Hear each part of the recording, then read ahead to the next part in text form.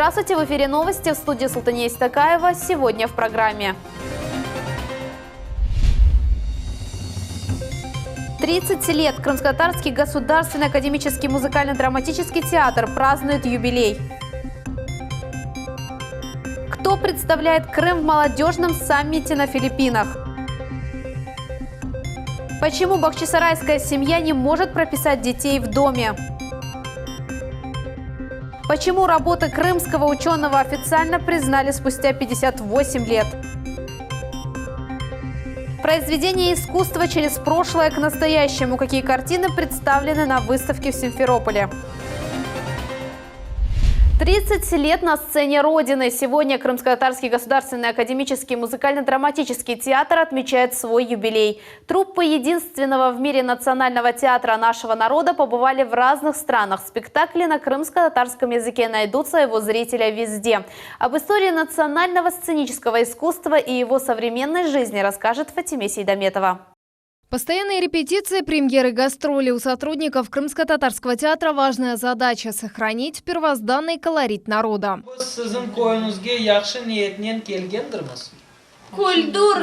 Началось все во времена крымских ханов в 14-15 веках. Спектакли ставили во дворцовых двориках. Это стало традицией, которая сохранилась до сегодняшнего дня.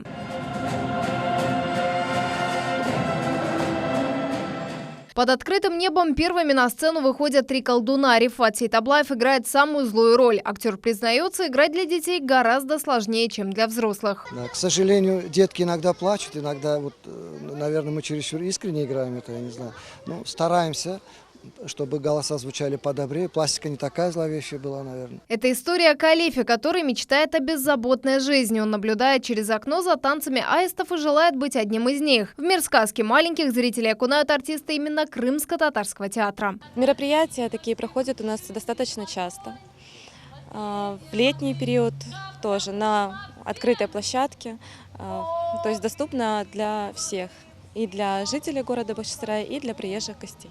В XIX веке с помощью Исмаила Гаспринского в Бахчисарае открыли первое здание Крымско-Татарского театра. Уже тогда пьесы выбирали абсолютно разные. От крымско-татарских до восточных, от русских до английских классиков. Эту особенность театр сохранил, несмотря даже на полувековую разлуку с родиной. Это первые костюмы из постановки спектакля «Арзы кыз». Пьеса Юсуфа Булата «Арзы кыз» – символ возрождения национального театра после изгнания целого народа. Премьера спектакля на родном языке прошла 29 лет назад на сцене возрожденного театра. Сейчас эти костюмы украшают музей. Мы могли снова ощутить вкус своей культуры, когда мы могли по-новому увидеть со сцены вот это богатое наследие, которое осталось от предыдущих поколений. И очень интересно тем, что старшее поколение играло на сцене вместе с молодыми актерами. Сусана Барабашева работает в Крымско-Татарском музыкально-драматическом театре более 20 лет. За это время сыграла более 30 ролей. Одной из ярких стала роль госпожи Журдены в спектакле «Мещанин во дворянстве».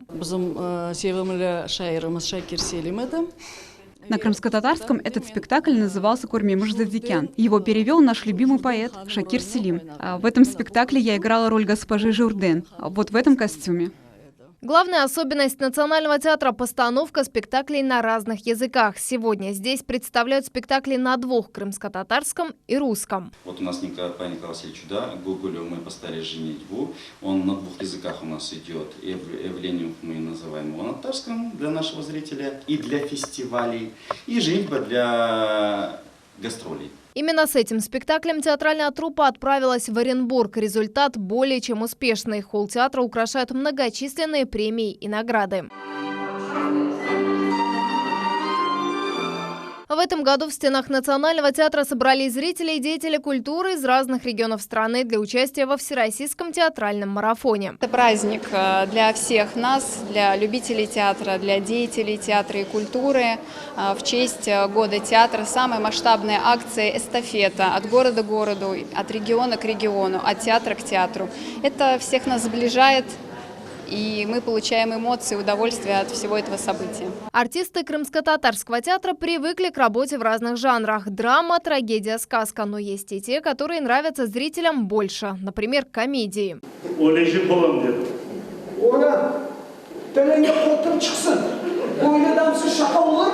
Это колорит крымско-татарский, настолько глубокий. На русском языке есть вещи не сыграешь. То, что можно сыграть на крымско-татарском языке, это крымско-татарский колорит. Это спектакли, где духовно-нравственные ценности, они очень глубокие, они затрагивают, они воспитывают, они учат. На сцене Центра национальной культуры много молодых актеров. Каждый из них вносит большой вклад в развитие народного искусства.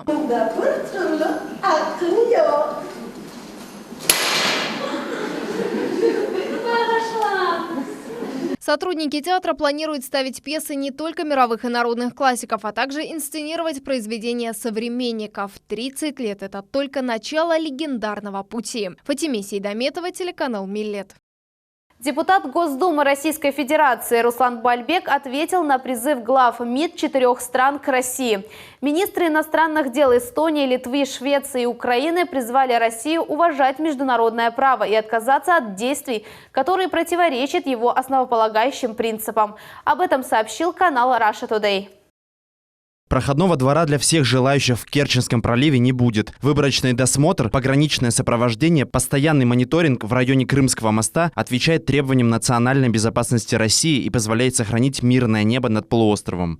Установку памятника и присвоение имени Амедхана Султана учебному заведению. Эти и другие вопросы обсудили в Государственном комитете по делам межнациональных отношений в ходе рабочего совещания по подготовке и проведению памятных мероприятий, посвященных столетию со дня рождения знаменитого летчика. В совещании приняли участие представители администрации Симферополя и руководители профильных министерств и ведомств. Председатель Госкомнадзора Альберт Кангеев отметил, что в соответствии с протоколом заседания до 5 декабря администрации города Симферополя необходимо предоставить информацию по эскизу и окончательному месторасположению памятника. Надо определиться со сметным расчетом, надо определиться, будет ли спонсор участвовать или закладывать эти суммы в бюджете города.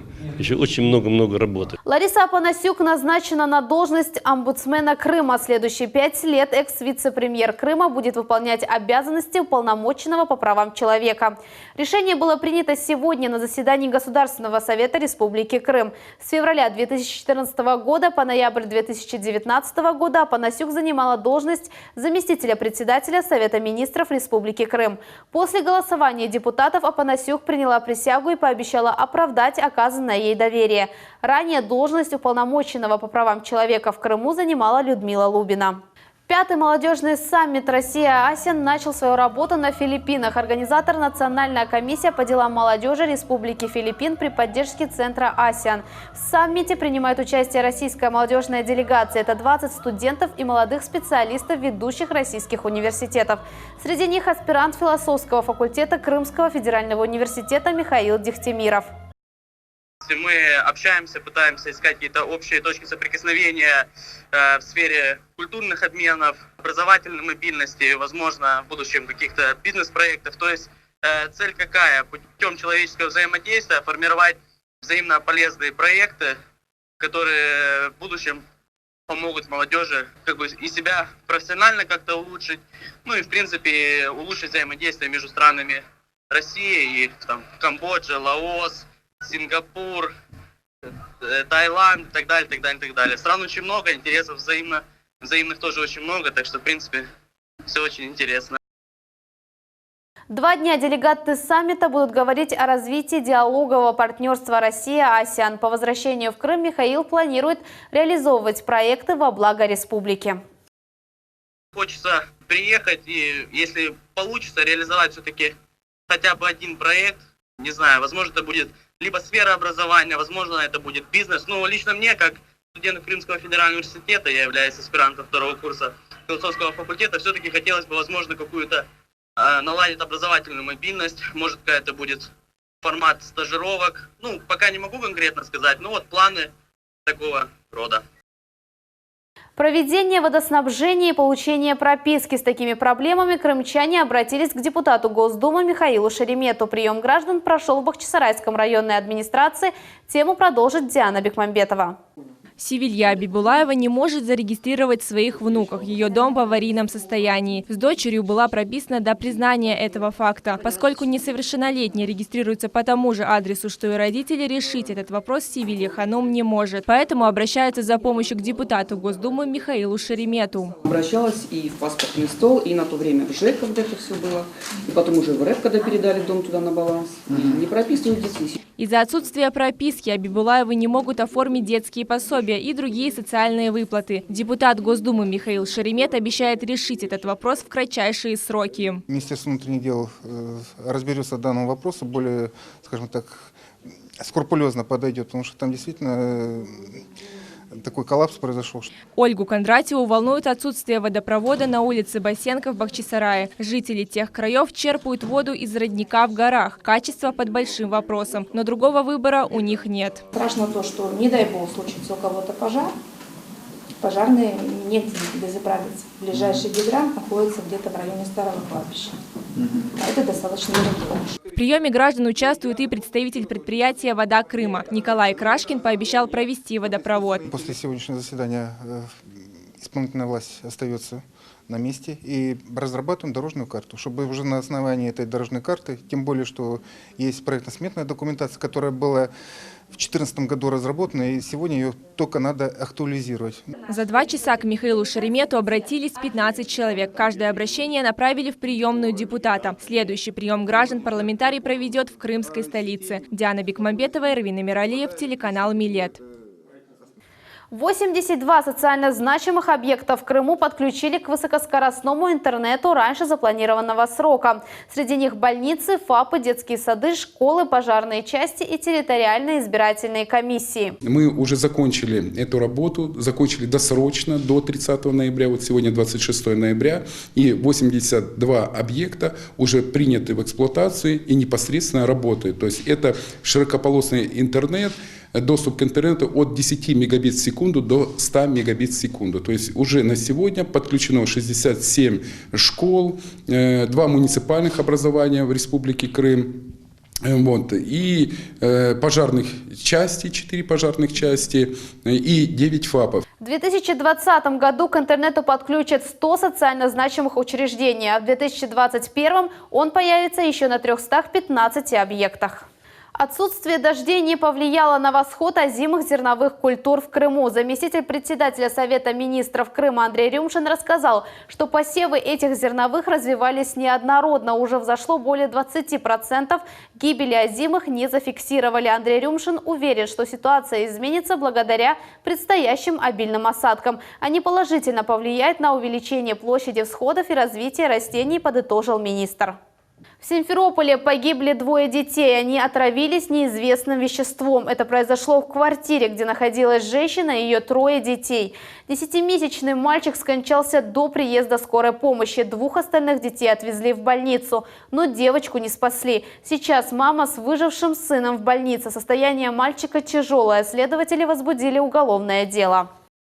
В настоящее время Главным следственным управлением по Республике Крым и города Севастополя возбуждено и расследуется уголовное дело по факту причинения смерти по неосторожности 2 детям. Следователями отдела и следователями управления криминалистики проверено газовое и вентиляционное оборудование. Проведен дополнительный осмотр квартиры и следственный эксперимент. Утечек бытового газа, источника угарного газа, неисправности и непроходимости вытяжки и вентиляции предварительно не выявлено. В настоящее время допрашиваются очевидцы и свидетели. Семья, в которой случилась трагедия, характеризуется положительно. Следствие рассматривает все возможные версии произошедшей трагедии, приоритетные из которых отравление веществом неясной теологии. Назначены все виды судебных медицинских экспертиз и иные исследования для установления источника и точной причины смерти. Экспорт крымской косметики и договоренности в промышленном комплексе. В Симферополе подвели итоги 2-й международной конференции «The Most к успеху. Экспортный потенциал Крыма». В конференции участвовали делегаты из Сирии, Чехии, Иордании, Ирана и ряда других стран.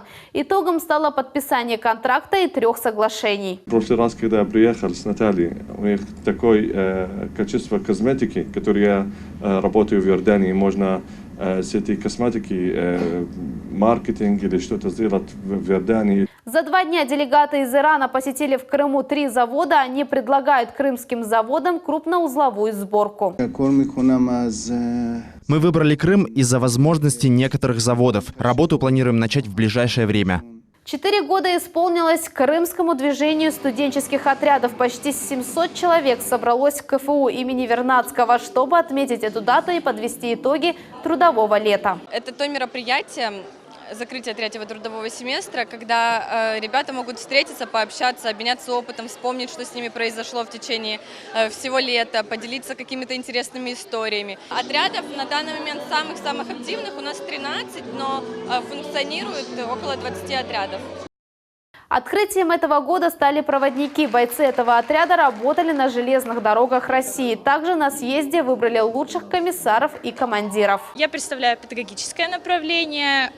Мы выезжаем летом вожатыми. Также у нас в нашем региональном отделении есть сервисные отряды. Они работают разнорабочими на трудовых объектах. Также у нас есть строительный отряд. Они выезжают на всероссийские стройки. Многие люди здесь очень сильно мотивируют. И это заставляет быть лучше. За этот год студотряды провели более 120 мероприятий, как всероссийские, так и республиканские. Например, Крымский студенческий десант и Десант Победы. В последнем приняли участие 120 крымчан. Важно, что первый опыт трудовой деятельности проходит в организованных условиях. Лично я отлично помню свои студенческие годы. Как правило, первая проба трудовой деятельности была связана и с обманом со стороны работодателей, и с несоблюдением трудового кодекса. Здесь это все абсолютно исключено, абсолютно четко организованы трудовые взаимоотношения. Но и здорово, что есть мода не только на политические объединения и патриотические, но и на трудовые. Керчь станет центром туристической жизни полуострова. Об этом заявил депутат Госсовета Крыма Ирина Черненко. Власти округа модернизируют все сферы деятельности, реализуют крупные проекты в транспортной, социальной сфере и в экономике. Сейчас идет строительство детского сада по улице Ворошилова и стадиона «Металлург». Запланированы масштабные работы по ремонту дорог и лестниц на горе Митридат. В рамках реализации мероприятий по ремонту и замене участков сетей под дорогами и проезжими частями запланировано 660 участков. По программе благоустройства общественных и дворовых территорий на 2020-2024 годы необходимо 3 миллиарда 40 миллионов рублей. До 20 декабря в Крыму откроют 22 модульных пункта скорой помощи. Об этом сообщил директор Крымского республиканского центра медицины катастроф Сергей Алифиренко. Общая сумма выделенных средств – 300 миллионов рублей. По словам Алифиренко, в следующем году сумма инвестиций увеличится до 700 миллионов.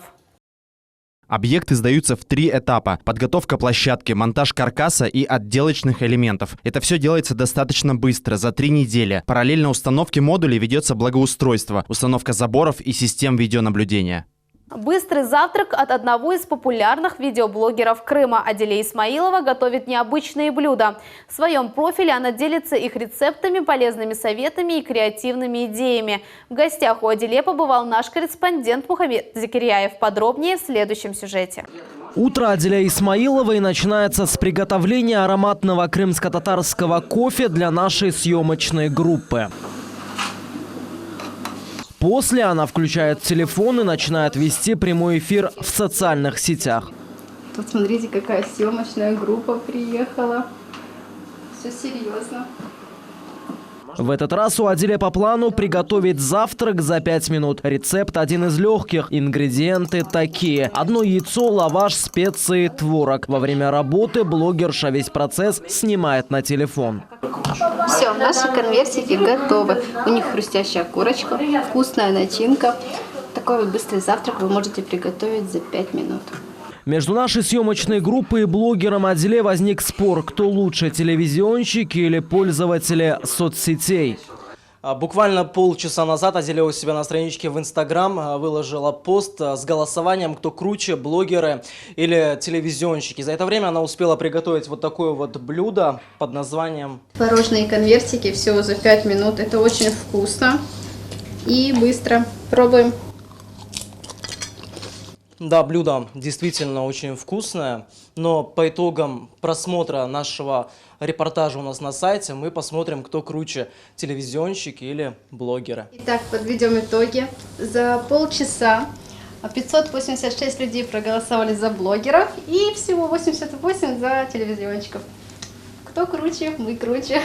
Вести свой блог Аделя начала еще в 2018 году. Тогда она похудела на 30 килограммов. Секретами своего успеха она решила делиться с подписчиками. За 1 год ее аудитория увеличилась до более 350 тысяч. И люди начали спрашивать, как. Ну, я начала отвечать. Ну, уже столько сообщений полилось. Думаю, нет, каждому отвечать это сложно. И легче завести блог, где все подробно, всем делиться. Но потом это похудение мне уже самой надоело как-то обсуждать. Это вечно одно и то же обсуждать. Я вот ввязалась в такое, что рецепты снимать. Дружная семья Аделе полностью поддерживает блогера. Когда она устает, ее супруг Тимур рассказывает подписчикам уже о своей работе в стоматологии.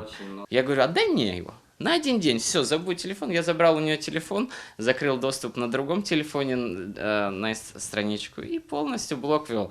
И вы знаете, это прям такой бум вызвало, ну, людям понравилось. И Аделешка вот реально отдохнула. Она звонит мне, говорит, блин, я даже не знаю, что делать. Ну, все, вообще, все переделала, все сделала, все успела. Аделе почти каждый свой шаг публикует в сторис соцсетей. В день к ней за советами обращаются более 10 тысяч человек. Никого из них она не оставляет без внимания. Ну, во-первых, важна искренность, не наигранность. Это очень, мне кажется, люди это чувствуют. Если что-то наиграно, все, они отписываются. Вот, искренность, не пытаться показать что-то необыкновенное. Все, что есть на самом деле, всю свою жизнь, быт. Потому что смотрят меня люди обычные, у которых тоже самое, им интересно. Аделя Исмаилова с помощью своего кулинарного искусства планирует увеличить количество подписчиков до 1 миллиона. Мухаммед Зикриев, Виталий Голубев, телеканал Милет.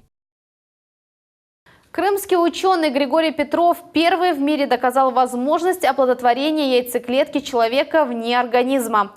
Об этом на конференции сообщил врач-акушер-гинеколог Владимир Литвинов. Оплодотворение в пробирке ученый совместно с сотрудниками Крымского медицинского института провел в 1955 году. К сожалению, по разным причинам эти работы были забыты, скажем так, в кавычках.